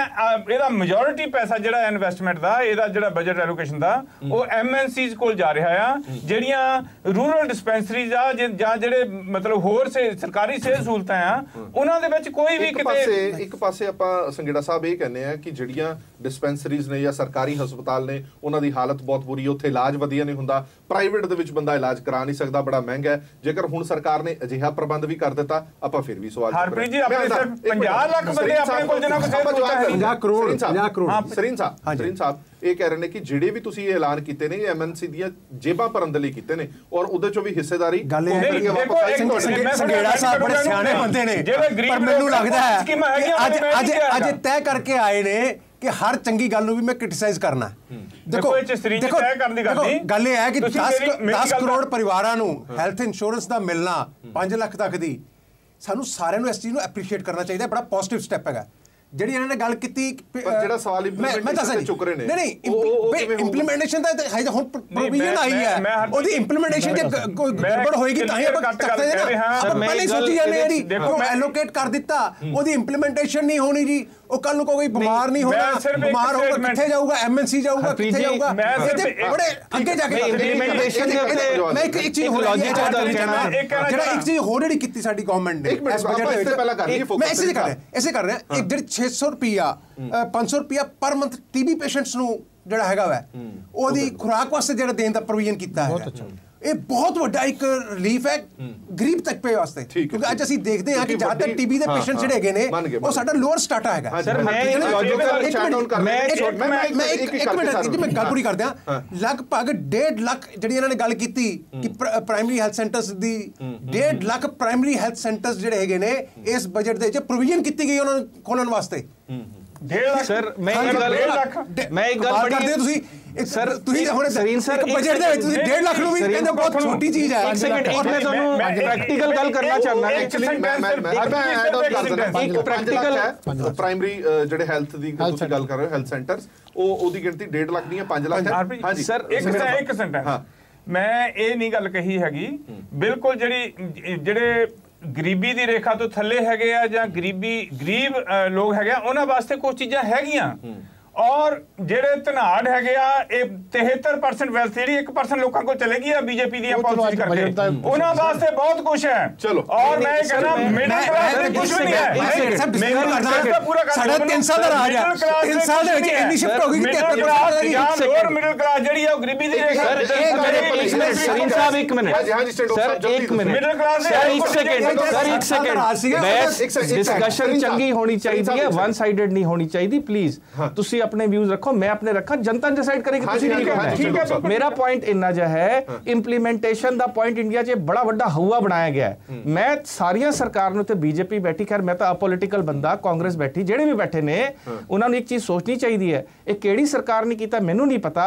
ਪ੍ਰਾਈਵੇਟ ਸੈਕਟਰ ਵਿੱਚ ਅੱਜ ਗਵਰਨਮੈਂਟ ਸੈਕਟਰ ਦਾ EMPLOYE ਬਕਾਇਦਾ ਜਾ ਸਕਦਾ, GCHS CGHS ਬੋਲਿਆ ਜਾਂਦਾ ਹੈ, ਫੌਜੀ ਬੰਦਾ ECHS ਬਕਾਇਦਾ ਜਾਂਦਾ ਹੈ। ਇੰਪਲੀਮੈਂਟੇਸ਼ਨ ਸੋਹਣੀ ਹੋ ਰਹੀ ਹੈ, ਔਰ ਇਹ ਰਾਦਰ ਜਿਹੜੀ ਚੀਜ਼ 1 ਲੱਖ ਰੁਪਏ ਦੀ ਹੈ ਸਰਕਾਰ ਨੈਗੋਸ਼ੀਏਟ ਕਰਕੇ 40,000 ਚ ਕਰਾਂਦੀ ਹੈ। ਸੋ ਇੰਪਲੀਮੈਂਟੇਸ਼ਨ ਵੀ ਠੀਕ ਹੋਏਗੀ ਜੀ, ਇਹ ਨਹੀਂ ਮੈਂ ਕਿਸੇ ਵੀ ਪਾਰਟੀ ਦਾ ਸਾਈਡ ਲੈ ਰਿਹਾ। ਪੁਆਇੰਟ ਹੈ ਆਈਡੀਆ ਬਹੁਤ ਅੱਛਾ ਹੈ, ਇਸ ਆਈਡੀਆ ਨੂੰ ਹਲੇ ਤੱਕ ਸਿਰਫ ਮੁਲਾਜ਼ਮ ਜਿਹੜੇ ਸੀਗੇ ਉਹ ਹੀ ਇਲਾਜ ਕਰਾ ਸਕਦੇ ਸੀ, ਇੱਕ ਆਮ ਬਹੁਤ ਅੱਛਾ ਆਈਡੀਆ ਹੈ, ਪ੍ਰਾਈਵੇਟ ਕਲੀਨਿਕਸ ਜਾਂ ਹਸਪੀਟਲ ਜਾ ਸਕਦਾ। ਹਾਂਜੀ ਚੀਮਾ ਸਾਹਿਬ, ਮੈਂ ਹਰਪ੍ਰੀਤ ਥੋੜਾ ਜਿਹਾ ਐਡ ਕਰਦੇ ਹਾਂ। ਅਸੀਂ ਭੁੱਲ ਜਾਂਦੇ ਹਾਂ ਕਿ ਪੰਜਾਬ ਦੇ ਵਿੱਚ ਸਾਡੀ ਸਰਕਾਰ ਨੇ 50,000 ਰੁਪਏ ਦੀ ਇੰਸ਼ੋਰੈਂਸ ਜਿਹੜੀ ਹੈ ਉਹ ਸਕੀਮ ਬੜੀ ਸਕਸੈਸਫੁਲੀ ਚਲਾਈ ਹੈ, ਔਰ ਇਹਦੇ 'ਚ ਜਿਹੜਾ ਵਰਡ ਉਹਨਾਂ ਨੇ ਐਡ ਕੀਤਾ ਬੜਾ ਅੱਛਾ। ਆਪਾਂ ਧਿਆਨ ਨਾਲ ਹਾਲੇ ਬਜਟ ਕਿਉਂਕਿ ਕਾਲੀ ਸਾਰਿਆਂ ਨੇ ਸੁਣਿਆ, ਇਹ ਜਿਹੜੀ ਫੈਸਿਲਿਟੀ ਦਿੱਤੀ ਗਈ ਹੈ ਸੈਕੰਡਰੀ ਤੇ ਟਰਸ਼ਰੀ ਕੇਅਰ ਵਾਸਤੇ ਜੀ। ਜਦੋਂ ਮਰੀਜ਼ ਦਾਖਲ ਹੁੰਦਾ ਕਿਸੇ ਵੀ ਗੰਭੀਰ ਬਿਮਾਰੀ ਵਾਸਤੇ ਹਸਪਤਾਲ ਦੇ ਵਿੱਚ, ਉਹਦੇ ਵਾਸਤੇ ਇਹ ਫੈਸਿਲਿਟੀ ਹੈ। ਔਰ ਇਹਦੇ 'ਚ ਕਿਉਂਕਿ ਜੋ ਪੰਜਾਬ ਦੇ ਵਿੱਚ ਵੀ ਅਸੀਂ ਕੀਤਾ ਸੀ, ਪ੍ਰਾਈਵੇਟ ਹਸਪੀਟਲ ਵਿੱਚ ਸਾਰੇ ਇਨਕਲੂਡ ਕੀਤੇ ਜਾਂਦੇ, ਪੈਨਲ ਬਣਾ ਕੇ ਸਾਰੇ ਇਨਕਲੂਡ ਕੀਤੇ ਜਾਂਦੇ। ਔਰ ਇਸ ਤੋਂ ਬੈਸਟ ਕੋਈ ਚੀਜ਼ ਨਹੀਂ ਹੈਗੀ ਕਿ ਗਰੀਬ ਬੰਦਾ ਜਿਹਦੇ ਕੋਲੇ ਕੋਈ ਵੀ ਜੇਬ ਦੇ ਵਿੱਚ ਪੈਸਾ ਨਹੀਂ ਹੁੰਦਾ, ਬੜੀ ਡਿਗਨਿਟੀ ਦੇ ਨਾਲ ਜੇ ਉਹਨੂੰ ਮੇਜਰ ਪ੍ਰੋਬਲਮ ਵੀ ਪੈ ਜਾਂਦੀ ਹੈ ਤਾਂ 5 ਲੱਖ ਬਹੁਤ ਅੱਛਾ ਅਮਾਉਂਟ ਹੈ। ਕਿ ਅੱਗੇ 50,000 ਦੇ ਵਿੱਚ ਅਸੀਂ ਦੇਖਿਆ ਕਿ ਲੋਕਾਂ ਨੇ ਹਸਪਤਾਲਾਂ ਦੇ ਵਿੱਚ, ਕਿਉਂਕਿ ਮੇਰਾ ਪ੍ਰੋਫੈਸ਼ਨ ਵੀ ਹੈ, ਬੜੀ ਗਰੀਬ ਲੋਕ ਵੀ ਬੜੀ ਡਿਗਨਿਟੀ ਨਾਲ ਗੱਲ ਕਰਦੇ ਸੀ ਕਿ ਜੇ ਦਾਖਲ ਦੀ ਲੋੜ ਹੈ ਤਾਂ ਸਾਨੂੰ ਕਰ ਲਓ, ਸਾਡੇ ਕੋਲ ਕਾਰਡ ਹੈਗਾ। ਤੇ ਜੇ 5 ਲੱਖ ਤੇ ਲੈ ਗਏ ਆ ਤੇ ਬਹੁਤ ਵੱਡੀ ਗੱਲ ਹੈ। ਔਰ 10 ਕਰੋੜ ਫੈਮਿਲੀ, 50 ਕਰੋੜ ਦੇ ਜਿਹੜੇ ਪਰਿਵਾਰ ਆ, ਇਹ ਚੀਜ਼ਾਂ ਐਪਰੀਸ਼ੀਏਟ ਹੋਣੀਆਂ ਚਾਹੀਦੀਆਂ, ਕਿਉਂਕਿ ਆਪਾਂ ਜਦੋਂ ਬਾਹਰਲੇ ਦੇਸ਼ਾਂ ਦੀ ਗੱਲ ਕਰਦੇ ਹਾਂ ਤੇ ਇਹੀ ਚੀਜ਼ਾਂ ਸਾਡੇ ਤੋਂ ਉੱਥੇ ਬੈਟਰ ਸੀਗੀਆਂ ਜਿਹੜੀਆਂ ਹੁਣ ਸਾਡੇ ਹਿੰਦੁਸਤਾਨ 'ਚ ਹੋਣ ਲੱਗੀਆਂ। ਬੜੀ ਵੱਡੀ ਜ਼ਰੂਰਤ ਸੀਗੀ ਔਰ ਇੱਕ ਅਜਿਹੇ ਤਬਕੇ ਦੇ ਲਈ ਇੱਕ ਵੱਡੀ ਰਾਹਤ ਸਾਬਤ ਹੋ ਸਕਦੀ ਹੈ ਜਦੋਂ ਇੰਪਲੀਮੈਂਟੇਸ਼ਨ ਹੋਏਗੀ, ਵੱਖਰੀ ਗੱਲ ਹੈ। ਸੰਧੂ ਸਾਹਿਬ ਕੀ ਕਹਿੰਦੇ ਹੋ? ਦੇਖੋ ਜੀ, ਜਿਹੜੀ ਚੀਜ਼ ਚੰਗੀ ਹੈ ਉਹਨੂੰ ਚੰਗੀ ਕਹਿਣਾ ਚਾਹੀਦਾ, ਉਹਦੇ 'ਚ ਤਾਂ ਕੋਈ ਦੋ ਰਹਿ ਨਹੀਂ, ਪਰ ਕੁਝ ਚੀਜ਼ਾਂ ਇਹੋ ਜਿਹੀਆਂ ਵੀ ਆ ਵੀ ਪਹਿਲਾਂ ਮੈਨੂੰ ਇਸ ਤੇ ਜਵਾਬ ਦਿਓ, ਉਹਨਾਂ ਚੀਜ਼ਾਂ ਤੇ ਮੈਂ ਆ ਜਾਵਾਂਗਾ ਵੀ ਇਹ ਤੁਹਾਨੂੰ ਲੱਗਦਾ ਹੈ ਕਿ ਜਿਹੜੀ ਇੰਸ਼ੋਰੈਂਸ ਦੀ ਗੱਲ ਇਹਨਾਂ ਨੇ ਕੀਤੀ ਹੈ ਜਾਂ ਟੀਬੀ ਦੇ ਮਰੀਜ਼ਾਂ ਦੇ ਲਈ ਇਹਨਾਂ ਨੇ ਗੱਲ ਕੀਤੀ ਹੈ, ਇਹਦੇ ਨਾਲ ਤੁਸੀਂ ਐਗਰੀ? ਹਾਂਜੀ। ਚਲੋ ਗਿਆਨ ਸਿੰਘ ਜੀ, ਤੁਹਾਡਾ ਰਿਐਕਸ਼ਨ। ਦੇਖੋ, ਜਿਹੜੀ ਤਾਂ ਹੈਗੀ ਐਜੂਕੇਸ਼ਨ ਤੇ ਹੈਲਥ ਕੇਅਰ, ਇਹ ਪਬਲਿਕ ਗੁੱਡ ਹੋਣੀ ਚਾਹੀਦੀ ਹੈ ਡਿਵੈਲਪਿੰਗ ਕੰਟਰੀ 'ਚ, ਫ੍ਰੀ ਫਾਰ ਐਵਰੀਵਨ। ਤੇ ਜਿੱਥੋਂ ਤੱਕ ਸਾਡੇ ਦੇਸ਼ ਦਾ ਸਵਾਲ ਹੈ, ਦੋਨਾਂ 'ਚ ਅਸੀਂ 50% ਵੀ ਨਹੀਂ ਖਰਚ ਕਰਦੇ ਜਿਹੜਾ ਮਿਨੀਮਮ ਰਿਕੁਆਇਰਡ ਦਾ ਹੈਗਾ। ਤੇ ਜਿਹੜੀ ਇਹ 5 ਲੱਖ ਵਾਲੀ ਸਕੀਮ ਹੈ, ਇਹ ਸ਼ੁਰੂ ਹੋਈ ਹੈ, ਇਹਦਾ ਸਵਾਗਤ ਕਰਨਾ ਬਣਦਾ ਕਿ ਕੁਛ ਰਿਲੀਫ ਮਿਲੂ। ਪਰ ਮੈਂ ਸੰਘੇੜਾ ਸਾਹਿਬ ਨਾਲ ਐਗਰੀ ਕਰਦਾ, ਇੰਪਲੀਮੈਂਟੇਸ਼ਨ ਇੰਨੀ ਪੂਰ ਹੈ। ਮੈਂ ਐਗਰੀਕਲਚਰ ਸੈਕਟਰ ਦੇ ਇੱਕ ਐਗਜ਼ਾਮਪਲ ਦਿੰਦਾ। ਪਾਰਲੀਮੈਂਟ 'ਚ ਐਗਰੀਕਲਚਰ ਮਿਨਿਸਟਰ ਨੇ ਮੰਨਿਆ ਕਿ ਪਿਛਲੇ ਸਾਲ 'ਚ 9,000 ਕਰੋੜ ਤੋਂ ਉੱਪਰ ਇੰਸ਼ੋਰੈਂਸ ਦਾ ਪੈਸਾ ਕੇਂਦਰ ਸਰਕਾਰ, ਸਟੇਟਾਂ ਨੇ ਤੇ ਫਾਰਮਰ ਨੇ ਦਿੱਤਾ। ਉਹ ਜੋ 638 ਕਰੋੜ ਫਾਰਮਰ ਤੱਕ ਗਏ ਨੇ, 638 ਕਰੋੜ। ਇਸ ਤਰ੍ਹਾਂ ਜਿਹੜੇ ਇਹ ਬਿੱਲ ਪੈਣਗੇ, ਜਿਹੜਾ ਬੰਦਾ ਬਿਮਾਰ ਉਹਨੂੰ ਰਿਲੀਫ ਤਾਂ ਮਿਲੂਗੀ, ਪਰ ਸਰਕਾਰ ਦੇ ਕਿੰਨਾ ਜੂਨਾ ਲੱਗਦਾ ਉਹਦਾ ਇੰਪਲੀਮੈਂਟੇਸ਼ਨ 'ਚ, ਉਹ ਗੱਲ ਸੀਰੀਅਸ ਹੈਗੀ। ਉਹਨੂੰ ਇੰਪਲੀਮੈਂਟੇਸ਼ਨ ਨੂੰ ਇੰਪਰੂਵ ਕਰਨ ਦੀ ਲੋੜ ਹੈ।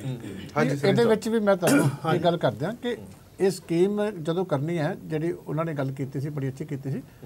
ਜਦੋਂ ਇੰਸ਼ੋਰੈਂਸ ਕੰਪਨੀਆਂ ਮੋਨੀਟਰ ਕਰਦੀਆਂ ਤਾਂ ਬੜੀ ਸਖਤੀ ਨਾਲ ਕਰਦੀਆਂ। ਜਿਹੜਾ ਉਹਨਾਂ ਨੇ ਬੜਾ ਅੱਛਾ ਪੁਆਇੰਟ ਕਿਹਾ ਸੀ ਕਿ ਉਹ ਨੈਗੋਸ਼ੀਏਟ ਕਰਦੀਆਂ ਕਿ ਅਸੀਂ ਤੁਹਾਨੂੰ ਇੰਨੇ ਪੇਸ਼ੈਂਟ ਦੇਣੇ ਆ, ਕਿਉਂਕਿ ਬਹੁਤ ਸਾਰੇ ਲੋਕ ਜਿਹੜੇ ਇਲਾਜ ਨਹੀਂ ਕਰਵਾ ਸਕਦੇ ਉਹ ਵੀ ਫਿਰ ਸ਼ਾਮਲ ਹੁੰਦੇ ਆ। ਹਸਪਤਾਲਾਂ ਦੀ ਇਹਦੇ 'ਚ ਕਲਾਇੰਟੇਜ ਵੀ ਵੱਧਦੀ ਹੈ ਔਰ ਉਹ ਬਕਾਇਦਾ ਇੰਸ਼ੋਰੈਂਸ ਕੰਪਨੀਆਂ ਉਹਨਾਂ ਨਾਲ ਕਰਦੀਆਂ ਕਿ ਅਸੀਂ ਇਸ ਤੋਂ ਵੱਧ ਨਹੀਂ ਪੇ ਕਰਦੇ, ਤੁਸੀਂ ਤਾਂ ਅਸੀਂ ਪੈਨਲ ਤੇ ਲਵਾਂਗੇ।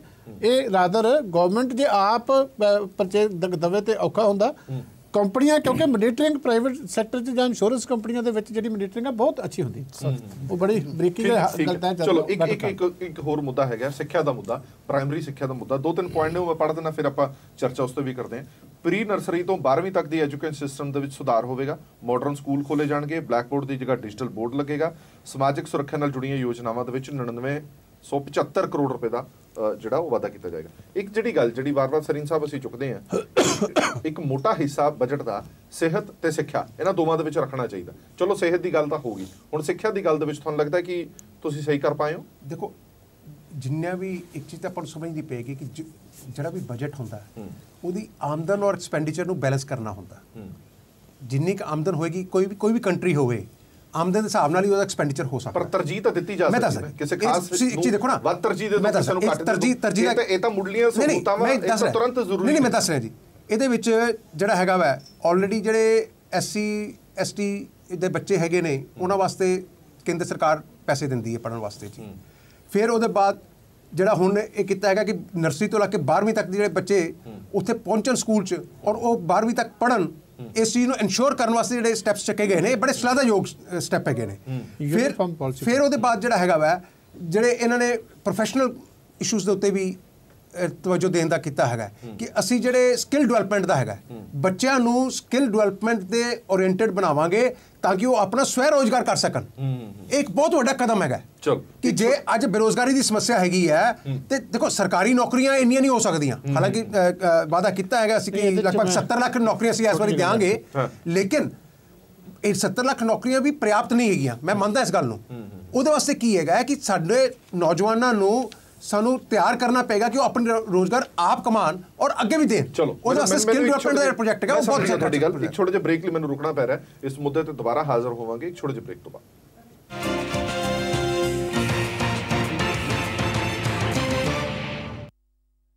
ਬ੍ਰੇਕ ਤੋਂ ਬਾਅਦ ਦਰਸ਼ਕਾਂ ਦਾ ਇੱਕ ਵਾਰ ਫਿਰ ਤੋਂ ਸਵਾਗਤ ਹੈ। ਸਾਡੀ ਵਿਚਾਰ ਚਰਚਾ ਜਾਰੀ ਹੈ। ਵਿਚਾਰ ਚਰਚਾ ਦੇ ਪਹਿਲੇ ਸੈਗਮੈਂਟ ਦੇ ਵਿੱਚ ਅਸੀਂ ਹੈਲਥ ਦੀ ਵੀ ਗੱਲ ਕੀਤੀ, ਐਜੂਕੇਸ਼ਨ ਦੀ ਵੀ ਗੱਲ ਕੀਤੀ, ਕਿਸਾਨਾਂ ਦੀ ਵੀ ਗੱਲ ਕੀਤੀ। ਮੈਂ ਇੱਕ ਵਾਰ ਫਿਰ ਤੋਂ ਕਿਸਾਨਾਂ ਦੀ ਗੱਲ ਕਰਨਾ ਚਾਹਾਂਗਾ। ਸੰਧੂ ਸਾਹਿਬ ਨੇ ਇਹ ਕਿਹਾ ਕਿ ਤੁਸੀਂ ਸਿਰਫ ਚੰਗੀਆਂ ਗੱਲਾਂ ਤੇ ਡਿਸਕਸ਼ਨ ਕਰ ਰਹੇ ਹੋ, ਮਾੜੀਆਂ ਗੱਲਾਂ ਤੇ ਵੀ ਕਰ ਲਓ, ਉਸ ਤੇ ਵੀ ਚਲਾ ਜਾਂਦੇ ਆ। ਗਿਆਨ ਸਿੰਘ ਜੀ, ਹਾਂਜੀ, 2 ਗੱਲਾਂ ਦਾ ਜਵਾਬ ਮੈਂ ਤੁਹਾਡੇ ਤੋਂ ਜਾਣਨਾ ਚਾਹੁੰਦਾ। ਸੈਂਟਰ ਗਵਰਨਮੈਂਟ ਕਹਿੰਦੀ ਹੈ ਕਿ ਤੂੜੀ ਦਾ ਮਸਲਾ ਜਿਹੜਾ ਇੱਕ ਵੱਡਾ ਮਸਲਾ ਬਣ ਗਿਆ, ਉਹ ਪਰਾਲੀ ਦਾ ਮਸਲਾ ਮਾਫ ਕਰਨਾ, ਉਹ ਅਸੀਂ ਹੱਲ ਕਰਾਂਗੇ ਔਰ ਉਹਦੇ ਲਈ ਐਲੋਕੇਸ਼ਨ ਵੀ ਕੀਤੀ ਹੈ। ਪਹਿਲੀ ਗੱਲ, ਜਿਸ ਦੇ ਨਾਲ ਪੋਲਿਊਸ਼ਨ ਵੀ ਹੁੰਦਾ, ਜਿਸ ਦੇ ਨਾਲ ਪੂਰੇ ਮੁਲਕ ਨੂੰ ਇਹਦਾ ਨੁਕਸਾਨ ਹੁੰਦਾ। ਦੂਜੀ ਗੱਲ, ਜਿਹੜੀ ਹੁਣ ਲੋਨ ਦੀ ਕੀਤੀ ਜਾ ਰਹੀ ਹੈ ਕਿ ਘੱਟ ਵਿਆਜ ਤੇ ਕਿਸਾਨਾਂ ਨੂੰ ਲੋਨ ਦਿੱਤਾ ਜਾਏਗਾ, ਇਹਨਾਂ ਦੋਵਾਂ ਚੀਜ਼ਾਂ ਦਾ ਮੈਨੂੰ ਅਸਰ ਦੱਸੋ ਕੀ ਪੈਣਾ। ਇੱਕ ਤਾਂ ਪੋਲਿਊਸ਼ਨ ਵਾਲੀ ਗੱਲ, ਇਹ ਜਿਸ ਤਰ੍ਹਾਂ ਮੈਂ ਪਹਿਲਾਂ ਕਿਹਾ ਕਿ ਜਦੋਂ ਅਸੀਂ ਭੁੱਖੇ ਮਰਦੇ ਹੀ ਬੇਲ ਆਊਟ ਕੀਤਾ ਪੰਜਾਬ ਨੇ, ਐਪਰੀਸ਼ੀਏਟ ਕਰਨਾ ਬਣਦਾ ਸੀ। 1965 ਤੋਂ 1969 ਤੱਕ ਟਰਮਸ ਆਫ ਟ੍ਰੇਡ ਫੇਵਰੇਬਲ ਰਹੀਆਂ, ਇਹਨਾਂ ਦੀ ਆਮਦਨ ਦੂਜੇ ਸੈਕਟਰ ਨੂੰ ਵੱਧ ਵਧੀ। 1970 ਤੋਂ ਲਗਾਤਾਰ ਘਟਦੇ ਰਹੇ, 1991 ਤੋਂ ਬਾਅਦ ਤਾਂ ਘਾਟੇ ਵਾਲਾ ਧੰਦਾ ਬਣਾਤਾ। ਜਿਹੜੀ ਪੋਲਿਊਸ਼ਨ ਵਾਲੀ ਗੱਲ ਹੈ, 1973 ਦੇ ਵਿੱਚ ਆ ਕੇ ਪੈਡੀ ਸਾਡੇ ਸਿਰ ਮੜਤੀ। ਹੁਣ ਸਾਨੂੰ ਕਿਹਾ ਜਾ ਰਿਹਾ ਕਿ ਤੁਹਾਨੂੰ ਪੈਡੀ ਨੂੰ ਮਤਲਬ ਦੀ ਪਰਾਲੀ ਨੂੰ ਸਾਂਭਣ ਲਈ ਪੈਸੇ ਦਿੱਤੇ ਜਾਣਗੇ, ਕਿੰਨੇ ਦਿੱਤੇ ਜਾਣਗੇ ਉਹ ਬਾਅਦ ਚ ਆਊਗਾ, ਉਹਦੇ ਬਾਰੇ ਵੀ ਰੌਲਾ ਪੈਣਾ। ਪਰ ਇਹ ਤਾਂ ਸਾਡੀ ਫਸਲ ਹੀ ਨਹੀਂ ਹੈਗੀ। ਇਹ ਇਕੱਲਾ ਪੋਲੂਸ਼ਨ ਦਾ ਰੌਲਾ ਨਹੀਂ, ਜਿਹੜਾ ਦਿੱਲੀ ਰੌਲਾ ਪਾ ਰਿਹਾ ਕਿ ਉਹਨਾਂ ਨੂੰ ਪੋਲੂਸ਼ਨ ਤੰਗ ਕਰਦਾ ਹੈ, ਸਭ ਤੋਂ ਪਹਿਲਾਂ ਤਾਂ ਉਸ ਫਾਰਮਰ ਦੀਆਂ ਅੱਖਾਂ ਨੂੰ ਤੰਗ ਕਰਦਾ ਜਿਹੜਾ ਉਹਦੇ ਖੇਤ 'ਚ ਅੱਗ ਲਾਉਂਦਾ ਹੈਗਾ। ਤੇ ਨਹੀਂ ਚਾਹੁੰਦੇ ਕੀ ਹੋ ਤੁਸੀਂ? ਨਹੀਂ, ਮੈਂ ਦੱਸਦਾ ਮੇਰੀ ਗੱਲ ਸੁਣੋ ਨਾ, ਜਿਹੜਾ ਉਹ ਪੋਲੂਸ਼ਨ ਆ 23 ਤੋਂ 29% ਹੈ, ਬਾਕੀ 70% ਤੋਂ ਵੱਧ ਪੋਲੂਸ਼ਨ ਮੋਟਰ ਗੱਡੀਆਂ ਦਾ, ਰੋਡ ਦਾ ਦੂਜਾ ਹੈਗਾ।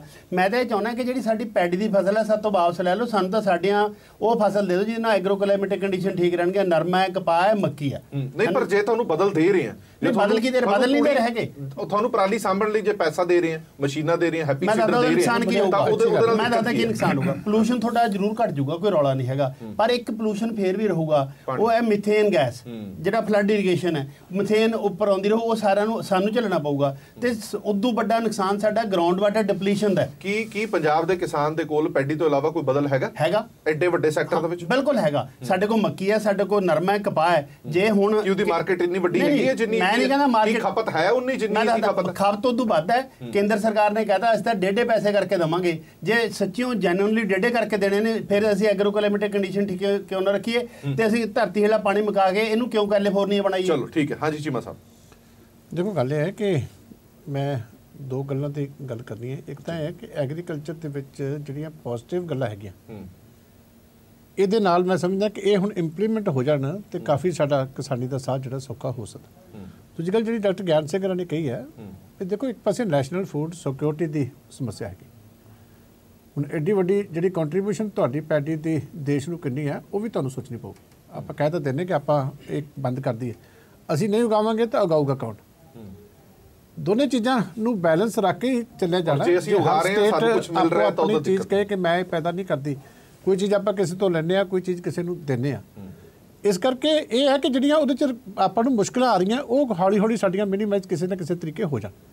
ਇਹ 23% ਜੇ ਪੋਲੂਸ਼ਨ ਆਪਾਂ ਮੰਨ ਕੇ ਚੱਲਦੇ ਆ ਕਿ ਇੱਕ ਸੋਰਸ ਤੋਂ 23% ਆਪਾਂ ਘਟਾ ਦਈਏ ਤੇ ਬਸ ਉਹਦਾ ਬੜੀ ਵੱਡੀ ਨੈਸ਼ਨਲ ਅਚੀਵਮੈਂਟ ਹੋਊਗੀ। ਜੇ ਆਪਾਂ ਇਹ 3-4 ਸਟੇਟਾਂ ਦੇ ਵਿੱਚ ਸਬਸਿਡੀ ਦੇ ਕੇ ਤੇ 23% ਤਾਂ ਘੱਟੋ ਘੱਟ ਘਟੀ ਹੈ, ਬਾਕੀ ਸਾਰੀ ਤਾਂ ਘਟਣ ਵਾਲੀ ਵੀ ਨਹੀਂ। ਚਲੋ ਇੱਕ ਐਡਾ ਵੱਡਾ ਸਿਰਫ 23% ਤਾਂ ਨਹੀਂ ਕਰਨੀ ਹੈਗੀ। ਇਹ ਚੀਮਾ ਸਾਹਿਬ ਜਿਹੜੀ ਗੱਲ ਤੁਸੀਂ ਕਹੀ ਹੈ ਸਾਰੇ ਕਿਸਾਨਾਂ ਤੱਕ ਤਾਂ ਨਹੀਂ ਪਹੁੰਚ ਪਾਉਣੀ। ਜਿਹੜੀ ਮੈਂ ਦੱਸਦਾ ਤੁਹਾਨੂੰ, ਤੇ ਤੁਸੀਂ ਇਹ ਕਹਿੰਦੇ ਹੋ ਕੰਪੈਰੀਟਿਵ ਕਾਸਟ ਥਿਊਰੀ ਨਹੀਂ ਕਹਿੰਦੀ ਜਿਹੜੇ ਕੁਝ ਤੁਸੀਂ ਕਹਿੰਦੇ ਹੋ। ਕੰਪੈਰੀਟਿਵ ਕਾਸਟ ਥਿਊਰੀ ਕਹਿੰਦੀ ਹੈ ਕਿ ਇੱਥੇ ਸਾਨੂੰ ਆਏ ਫਸਲਾਂ ਪ੍ਰੋਡਿਊਸ ਕਰਨ 'ਚ ਦੇਸ਼ ਨੂੰ ਫਾਇਦਾ ਹੈ, ਜਿੱਥੇ ਪਾਣੀ ਸਰਪਲਸ ਹੈ ਉੱਥੇ ਸਾਨੂੰ ਪੈਡੀ ਕਰਨ 'ਚ, ਉੱਥੇ ਅਸੀਂ ਰਿਸਰਚ ਐਂਡ ਡਿਵੈਲਪਮੈਂਟ ਉੱਥੇ ਲਿਜਾਈਏ, ਹੈ ਨਾ ਜੀ। ਇਹ ਮਤਲਬ ਦੇਸ਼ ਦੇ ਹੱਕ 'ਚ ਨਹੀਂ ਹੈਗਾ ਪੈਡੀ ਇੱਥੇ ਪ੍ਰੋਡਿਊਸ ਕਰਨਾ।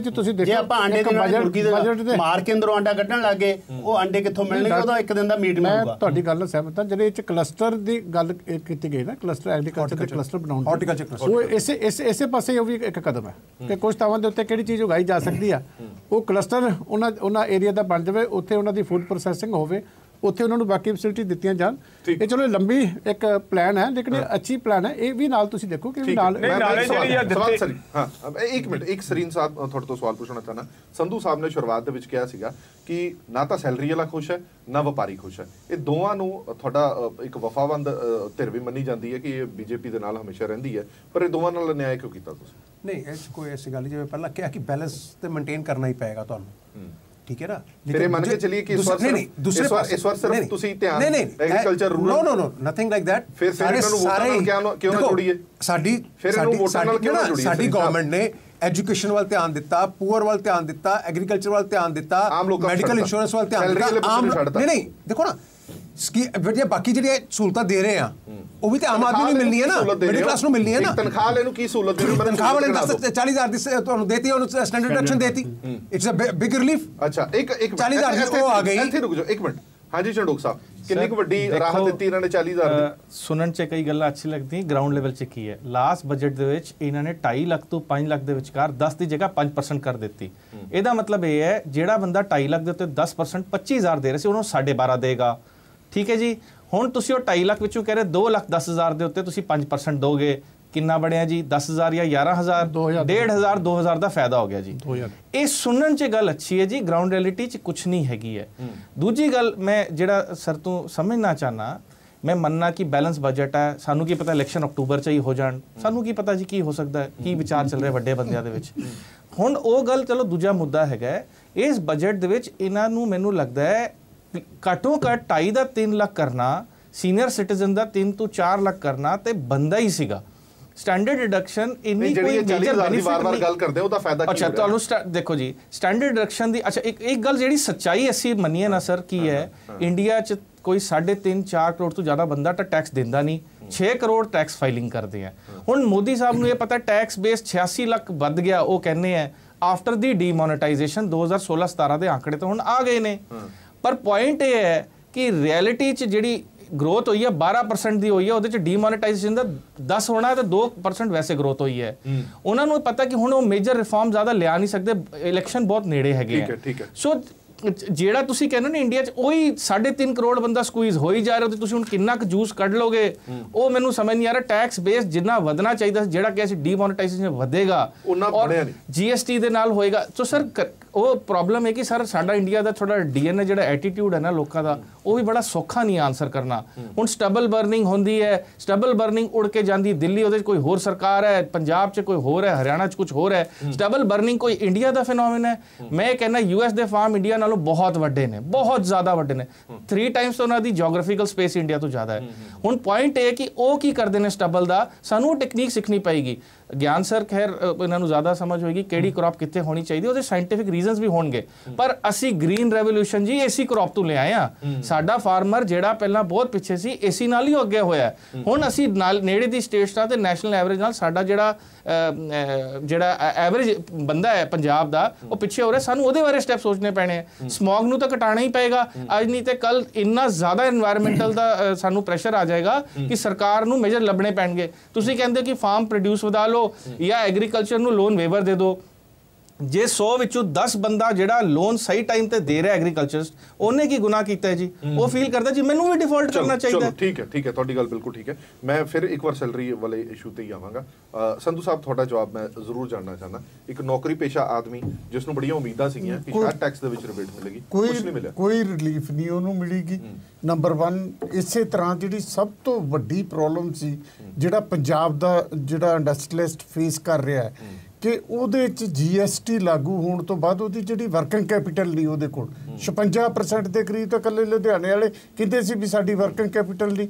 ਉਹਨੂੰ ਇੱਕ ਬੜੀ ਸੀਰੀਅਸ ਪ੍ਰੋਬਲਮ ਹੈ। ਔਰ ਮੈਂ ਸਮਝਦਾ ਕਿ ਇਹ ਬਜਟ ਦੇ ਕੁਝ ਪਹਿਲੂ ਹੋਰ ਤਰ੍ਹਾਂ ਦੇ, ਕੁਝ ਬਿਲਕੁਲ ਵੱਖਰੀ ਕਿਸਮ ਦੇ। ਮੈਂ ਇੱਕ ਉਦਾਹਰਨ ਦੇਣੀ ਚਾਹੁੰਦਾ। ਇਹਨਾਂ ਨੇ ਟੋਟਲ ਹਿੰਦੁਸਤਾਨ ਦੇ ਰੇਲਵੇ ਤੇ ਰੱਖਿਆ 148 ਲੱਖ ਕਰੋੜ, ਠੀਕ ਹੈ।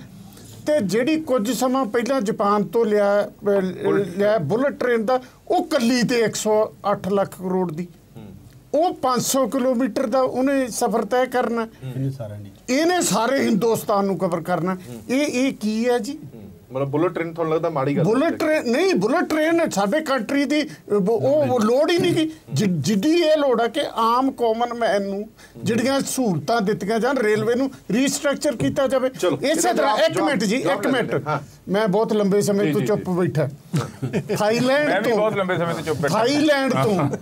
ਥਾਈਲੈਂਡ ਚਾਈਨਾ ਤੋਂ ਖਰੀਦਦਾ 9500 ਕਰੋੜ ਦੀ ਤੇ ਉਹ 900 ਕਿਲੋਮੀਟਰ ਜਾਂਦੀ ਹੈ। ਇਹ 108 ਲੱਖ ਕਰੋੜ ਦੀ ਖਰੀਦਦੇ ਆ ਜਾਪਾਨ ਤੋਂ, ਉਹ 500 ਕਿਲੋਮੀਟਰ ਜਾਂਦੀ ਹੈ। ਇਸ ਕਰਕੇ ਚਾਈਨਾ ਵਾਲ ਕਹਿੰਦੇ ਨੇ ਜ਼ਿਆਦਾ ਚੱਲਦਾ ਨਹੀਂ। ਨੀਤੀਆਂ ਹਿੰਦੁਸਤਾਨ ਪੂਰੇ ਲਈ, ਆਮ ਲੋਕਾਂ ਲਈ ਬਣਾਉਣੀਆਂ ਕਿ ਗੁਜਰਾਤ ਦੇ ਉੱਤੇ ਬੰਬੇ ਦੇ ਵਪਾਰੀਆਂ ਲਈ ਬਣਾਉਣੀਆਂ? ਚਲੋ ਹਾਂਜੀ, ਸੰਘੇੜਾ ਸਾਹਿਬ ਦਾ ਇਸ ਕਰਕੇ ਮੇਰੀ ਬੇਨਤੀ ਹੈ ਕਿ ਐਗਰੀਕਲਚਰ ਤੇ ਬਜਟ ਕਿੰਨਾ ਐਲੋਕੇਟ ਹੋਇਆ ਉਹ ਗੱਲ ਨੂੰ ਆ ਜਾਓ। ਅਸਲੀ ਥੈਲੀ ਬਿੱਲਿਓਂ ਬਾਹਰ ਉਦੋਂ ਨਹੀਂ। ਜਿਹੜੀ ਸਟਬਰ ਬਰਨਿੰਗ ਦੀ ਪੈਡੀ ਦੇ ਜਿਹੜਾ ਸਟ੍ਰॉ ਬਰਨਿੰਗ ਦੀ ਗੱਲ ਹੈ ਉਹ ਠੀਕ ਹੈ। ਉਹਦੇ ਚ ਆਪਾਂ ਜਦੋਂ ਉਹ ਸਾਈਡ ਤੇ ਚੱਲ ਜਾਂਦੇ ਆ ਵੀ ਇੱਥੇ ਪੈਡੀ ਹੋਣੀ ਚਾਹੀਦੀ ਕਿ ਨਹੀਂ ਹੋਣੀ ਚਾਹੀਦੀ, ਉਸ ਤਰ੍ਹਾਂ ਮੈਂ ਪਹਿਲਾਂ ਵੀ ਕਿਹਾ ਸੀਗਾ ਇਹੀ ਇੱਕ ਸਟੈਪ ਹੈਗਾ ਜਿਹਦੇ ਵਿੱਚ ਥੋੜੇ ਜਿਹੇ ਪੈਸੇ ਦਿੱਤੇ ਆ ਇਹਨਾਂ ਨੇ। ਇੱਕ 42 ਫੂਡ ਪਾਰਕਸ ਵਾਲਾ ਹੈਗਾ ਆ, ਉਹਦੇ ਵਿੱਚ ਪੰਜਾਬ 'ਚ ਕਿੰਨੇ ਖੁੱਲਦੇ ਆ ਉਹ ਵੱਖਰੀ ਗੱਲ ਹੈ। ਇਹਦੇ ਨਾਲ ਡੈਫੀਨੇਟਲੀ ਜੇ ਪੈਸੇ ਦੇਣਗੇ, ਜੇ ਜਿੰਨੀ ਦੇਰ ਪੈਡੀ ਪੈਦਾ ਹੁੰਦੀ ਆ ਉਹਦੇ ਵਿੱਚ ਜਿਹੜਾ ਵੀ ਸੈਕਟਰ ਜਿੱਥੋਂ ਵੀ ਪੋਲੂਸ਼ਨ ਘਟਾਈ ਜਾ ਸਕਦੀ ਉਹਦੇ ਬਾਰੇ ਤੇ ਉਹ ਚੰਗਾ ਸਟੈਪ ਹੀ ਹੈ ਵੀ ਉਹਦੇ ਵਿੱਚ ਜਿੰਨੀ ਅਸੀਂ ਘਟਾ ਸਕਦੇ ਸਾਨੂੰ ਘਟਾਉਣੀ ਚਾਹੀਦੀ ਆ। ਨੰਬਰ 2 ਤੇ ਮੈਂ ਇਹ ਕਹਿਣਾ ਚਾਹੁੰਦਾ ਸੈਲਰੀਡ ਬੰਦੇ ਨੂੰ, ਮਿਡਲ ਕਲਾਸ ਨੂੰ, ਲੋਅਰ ਮਿਡਲ ਕਲਾਸ, ਅਪਰ ਮਿਡਲ ਕਲਾਸ ਤੇ ਮੀਡੀਅਮ ਮਿਡਲ ਕਲਾਸ, ਇਹਨਾਂ ਸਾਰਿਆਂ ਨੂੰ ਅੱਖਾਂ ਪਰੋਖਾ ਕੀਤਾ ਗਿਆ ਬਜਟ ਦੇ ਵਿੱਚ। ਜਿਹੜੇ ਬਿਲਕੁਲ ਗਰੀਬ ਆਦਮੀ ਨੇ ਉਹਨਾਂ ਨੂੰ ਥੋੜੀ ਬਹੁਤ ਰਾਹਤ ਹੈ ਤਾਂ ਕਿ ਰੋਟੀ ਖਾਂਦੇ ਰਹਿਣ, ਥੋੜੀ ਬਹੁਤ ਇੱਕ ਵਕਤ ਦੀ ਤੇ ਜਿਉਂਦੇ ਰਹਿਣ ਤੇ ਇੰਡਸਟਰੀਅਲਿਸਟਾਂ ਲਈ ਕੰਮ ਕਰਦੇ ਰਹਿਣ, ਜਾਂ MNCs ਲਈ ਇਹਦੇ ਵਿੱਚ ਸਹੂਲਤਾਂ ਆ। ਮਿਡਲ ਕਲਾਸ ਨੂੰ ਬਿਲਕੁਲ ਇਹਦੇ ਵਿੱਚ ਇਗਨੋਰ ਕੀਤਾ ਗਿਆ ਆ। ਤੇ ਹੋਰ ਜਿਹੜਾ ਖੇਤੀਬਾੜੀ ਦੀ ਗੱਲ ਆ, ਜਿੱਦਾਂ ਸੰਧੂ ਸਾਹਿਬ ਕਹਿ ਰਹੇ ਆ, ਖੇਤੀਬਾੜੀ ਐਗਰੀਕਲਚਰ ਪੰਜਾਬ ਦੇ ਵਿੱਚ ਤਾਂ ਸਾਡੀ ਪ੍ਰੋਬਲਮ ਇਹ ਹੈ, ਫਾਰਮਰ ਸੁਸਾਈਡ ਕਰ ਰਹੇ ਆ ਜਾਂ ਉਹਦੀ ਇਨਵੈਸਟਮੈਂਟ ਜਿਹੜੀ ਉਹਦੇ ਵਾਸਤੇ ਕੋਈ ਉਹਨੂੰ ਬੇਲ ਆਊਟ ਕਰਨ ਦੀ ਕੋਈ ਚੀਜ਼ ਨਹੀਂ ਹੈ। ਪ੍ਰਾਈਸ ਜ਼ਿਆਦਾ ਲਾਰਾ ਲਾਤਾ ਹੈ 1.5% ਦੇਵਾਂਗੇ, ਅਜੇ ਉਹਦੇ ਪੈਸੇ ਦੱਸਿਆ ਨਹੀਂ ਹੈ। ਫੂਡ ਪਾਰਕ ਕੋਈ ਵੀ ਪ੍ਰੋਸੈਸਿੰਗ ਬਜਟ ਵਿਜਨ ਕੀ ਹੋਇਆ? ਹਾਂ ਨਹੀਂ ਬਜਟ ਲਾਰਾ ਹੋਇਆ, ਪਹਿਲਾਂ ਵੀ ਲਾਰਾ ਲਾਇਆ, 14 ਚ ਵੀ ਲਾਇਆ ਸੀਗਾ। It is that was election promise. This is a budget promise. ਲਿਖ ਕੇ ਸੁਪਰੀਮ ਕੋਰਟ ਚ ਬਾਅਦ ਇਹ ਬਜਟ ਚ ਐਲੋਕੇਸ਼ਨ ਹੋਈ ਹੈ ਭਾਈ ਸਾਹਿਬ। ਇਹਨਾਂ ਦੇ ਸਿਆਣੇ ਹੈਗੇ ਹੋ, ਇਹਨਾਂ ਦਾ ਸਮਝ ਬਜਟ ਐਲੋਕੇਸ਼ਨ ਔਰ ਪੋਲੀਟੀਕਲ ਸਪੀਚ ਚ ਫਰਕ ਹੁੰਦਾ ਹੈ। ਤੁਹਾਨੂੰ 4 ਸਾਲ ਲੱਗ ਗਏ ਬਜਟ ਐਲੋਕੇਸ਼ਨ ਕਰਨ ਨੂੰ। ਅਸੀਂ ਪਹਿਲੇ ਵੀ ਕੀਤਾ ਸੀਗਾ। ਮੈਂ ਮੰਨਦਾ ਇਸ ਗੱਲ ਨੂੰ ਫਰਕ ਹੈ। ਜੇ ਹੁਣ ਐਲੋਕੇਟ ਕੀਤਾ ਹੈ ਤਾਂ ਉਸ ਨੂੰ ਐਪਰੀਸ਼ੀਏਟ ਕਰੋ। ਸਟੈਪ ਫਾਰਵਰਡ ਹੈਗਾ। ਮੈਂ ਇਸ ਗੱਲ ਨੂੰ ਐਪਰੀਸ਼ੀਏਟ ਕਰਦਾ। 60 ਸਾਲਾਂ ਬਾਅਦ ਪਹਿਲੀ ਵਾਰੀ ਇਹ ਆਇਆ, ਦੇਖੋ ਇੰਨੇ ਸਾਲ ਦੇਸ਼ ਦੀ ਆਜ਼ਾਦੀ ਨੂੰ ਹੋ ਗਏ, ਇਹ ਪਹਿਲੀ ਵਾਰੀ ਹੋਇਆ ਜਦੋਂ ਇਹ ਗੱਲ ਆਈ ਹੈ ਕਿ ਕਾਸਟ ਆਫ ਜਿਹੜੀ ਉਹਦੀ ਲਾਗਤ ਹੋਏਗੀ, ਲਾਗਤ ਐਲੋਕੇਟ ਕਰਾਂਗੇ। ਇਹ ਪਹਿਲੀ ਵਾਰੀ ਇਸ਼ੂ ਆਇਆ ਹੈਗਾ। ਮੈਨੂੰ ਇਸ ਦਾ ਸਾਡੀ ਸਰਕਾਰ ਨੂੰ ਕ੍ਰੈਡਿਟ ਜਾਂਦਾ ਹੈਗਾ। ਮੈਨੂੰ ਐਪਰੀਸ਼ੀਏਟ ਤਾਂ ਕਰ ਲੈਂਦੇ ਹੋ। ਭਾਰਤੀ ਜਨਤਾ ਪਾਰਟੀ ਨੇ ਵਾਅਦਾ ਕੀਤਾ ਸੀਗਾ ਕਿ 50% ਦੀ ਮੁਨਾਫਾ ਸਵਾਮੀਨਾਥਨ ਕਮਿਸ਼ਨ ਦੇ ਅਨੁਸਾਰ 50% ਮੁਨਾਫਾ ਜੋੜ ਕੇ ਕੀਮਤ ਫਿਕਸ ਕਰਾਂਗੇ। ਉਹਨਾਂ ਨੂੰ 4 ਸਾਲ ਲੱਗ ਗਏ।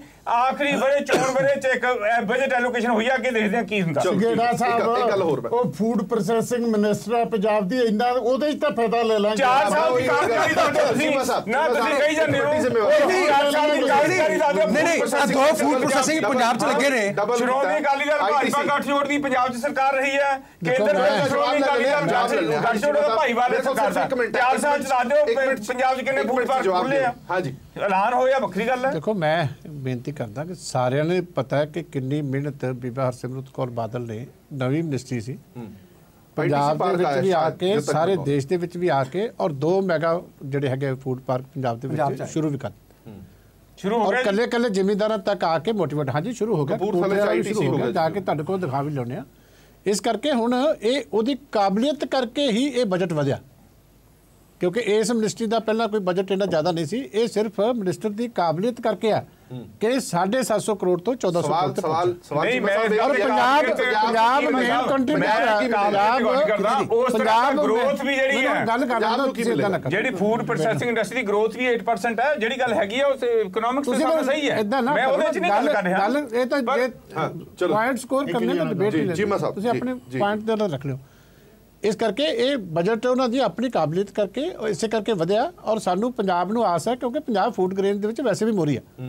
ਔਰ ਨੈਚੁਰਲੀ ਹੈ ਕਿ ਸਾਨੂੰ ਹਮੇਸ਼ਾ ਨੈਗੇਟਿਵ ਨਹੀਂ ਸੋਚਣਾ ਚਾਹੀਦਾ, ਸਾਡੇ ਵਾਸਤੇ ਬੜੀ ਪੋਜ਼ਿਟਿਵ ਗੱਲ ਹੈ। ਔਰ 1400 ਕਰੋੜ ਆਇਆ, ਇਹਦੇ ਚੋਂ ਵੱਧ ਤੋਂ ਵੱਧ ਫਾਇਦਾ ਸਾਡੇ ਉਹੀ ਹੈ ਨਾ। ਆਪਾਂ ਨੂੰ ਕਿੰਨਾ ਮਿਲਦਾ? ਤੁਸੀਂ ਹੁਣ ਕਿਹਾ ਪੰਜਾਬ ਮੋਰੀ ਐਗਰੀਕਲਚਰ 'ਚ, ਤੇ ਫੂਡ ਪਾਰਕ ਸਾਨੂੰ ਸਿਰਫ 4 ਸਾਲ 'ਚ 2 ਮਿਲੇ ਆ। ਤੁਸੀਂ ਸਮਝਦੇ ਹੋ 2 ਜਿਹੜੇ ਫੂਡ ਮੈਗਾ ਫੂਡ ਪ੍ਰੋਜੈਕਟਸ ਆਏ, ਇਹ ਪੰਜਾਬ ਵਾਸਤੇ ਮਤਲਬ ਬਹੁਤ ਛੋਟੀਆਂ location, it's a big step, ਇੱਕ ਬਹੁਤ ਵੱਡਾ ਸਟੈਪ ਸੀਗਾ ਕਿ ਪੰਜਾਬ ਦੇ 2 ਮੈਗਾ ਪਾਰਕਾਂ 'ਚੋਂ ਜੇ ਪੂਰੇ ਮੁਲਕ ਦੇ 20 ਫੂਡ ਪਾਰਕਾਂ ਦੇ ਵਿੱਚੋਂ 2 ਸਾਡੇ ਕੋਲ ਆ ਗਏ। ਸਾਡੀ ਉਪਲਬਧੀ ਹੈ, ਸਾਡੀ ਬਹੁਤ ਵੱਡੀ ਉਪਲਬਧੀ ਹੈਗੀ ਹੈ। 60% ਅਸੀਂ ਦਿੰਨੇ ਆ ਫੂਡ ਗ੍ਰੇਨ ਦੇ ਵਿੱਚ, ਅਸੀਂ 60% ਕੰਟਰੀਬਿਊਟ ਕਰਦੇ ਆ।